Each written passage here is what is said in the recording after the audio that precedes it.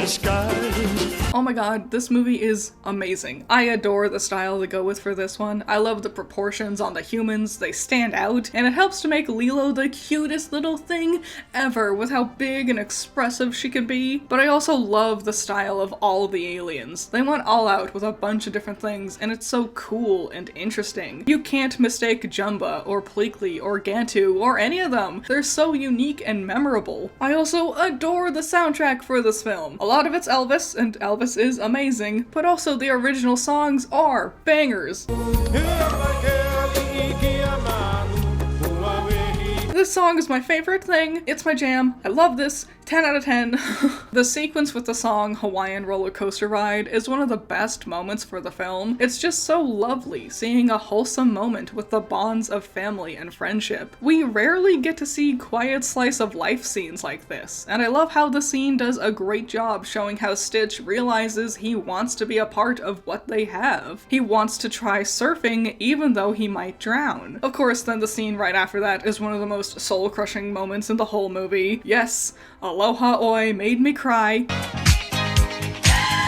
That's really the most interesting thing about this film. Lilo as a character, her violent tendencies, her odd interests, her struggle to regulate her emotions and communicate with others. Beyond the fun, wacky action alien adventures, there's a painful, poignant story about broken homes and the effect sudden tragedy can have on a child. It's not just Lilo either. Nani's struggles to take care of Lilo is fascinating. She's just 18, still a kid herself really. She was probably ready to start her own life when suddenly she has to take on the role of caretaker for Lilo. She's her sister, not her mother, and you can see how Nani struggles to fill that role. And then throwing in Stitch and his war-centric, crazy, hyperactive self into the mix makes this movie so interesting and entertaining. The themes of family are so powerful with this one, and I love it so much. Catch 'em, gotta catch 'em all.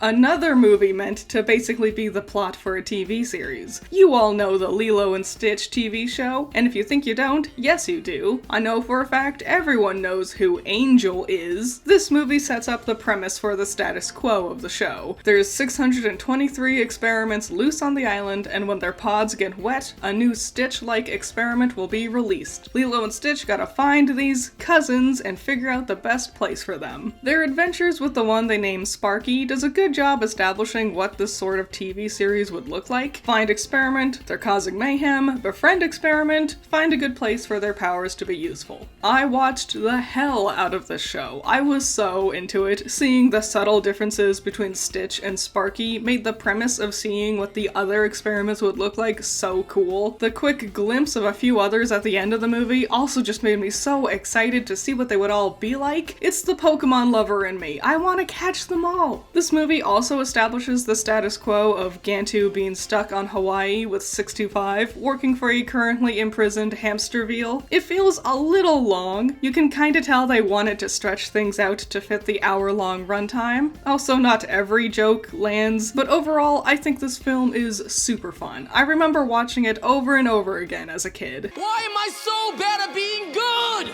Don't let the 2 in the title fool you. This is actually the third Lilo and Stitch story we've come across, and it's technically a midquel. I'm pretty sure this all happens before the cousins plotline starts to unfold, just because I'd expect some of those elements to at least be referenced in this movie, but there's not a hint of Gantu or cousins, so I'm left to assume it takes place somewhere before that storyline starts. If Lilo sounds a bit different to you here, that's because she's voiced by Dakota Fanning in this one. Need to increase the flow of blood to our brains to make us think better because we've only got 1 day and 23 hours. I think she does a fine job, especially when Lilo is yelling or being excited. I'll admit, the plot in this one is kind of meh. Stitch keeps glitching out and going on quick evil rampages, but Lilo doesn't seem to notice something's wrong with him. Jumba and Pleakley realize, but for some reason they don't want to tell the others that something's wrong. And hell, at the end of the film, Stitch seemingly dies, but then for some reason, maybe the power of love, he comes back to life? A lot of this movie is really not expanded on or explained, making the conflict of the film feel very contrived. Also, Lilo is kind of mean in this movie. Like, I know she's still a little kid. I think they say they're 7 years old in this one, and Lilo was already a rather emotionally turbulent child, but I don't know, she becomes kind of nasty towards Stitch and Nani in her frustrations. I know this has been a lot of complaints, but overall I did actually enjoy this one. I really like Lilo and Stitch and this story in general, so maybe I'm just more forgiving of those things. Hands down, the best part was Pleakley and his antics. Queer icon, best boy, 10 out of 10.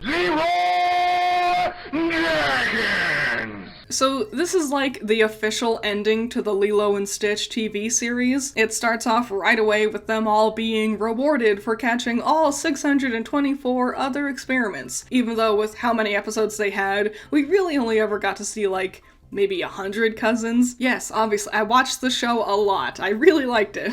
Hands down, the best part of this movie, as someone who enjoyed the show, is seeing all the cousins again. Not only are they sprinkled throughout the film in the background and stuff, but the finale even has all of them returning to fight off the bad guys, showing off everyone's unique abilities. As a fan, it's a delight. If you don't know anything about the show, your mileage may vary. It starts off kind of sad. Lilo doesn't want to be alone, so Jumba, Pleakley, and Stitch give up their rewards to stay with her, but then that makes them all kind of sad, but then she realizes that they really wanted their rewards, so she lets them go, which makes her sad, and then when they're all separated doing their space things, they all miss each other, so now they're all sad again.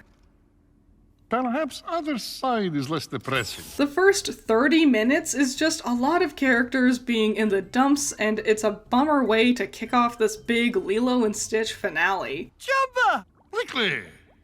It's bad time. But don't you miss your Aunt Pleakley? No! I'm wearing the wig. Okay, let's be honest. Jumba and Pleakley totally were dating, right? They were 100% a couple, right? They were cute and in love and definitely a couple. Fight me.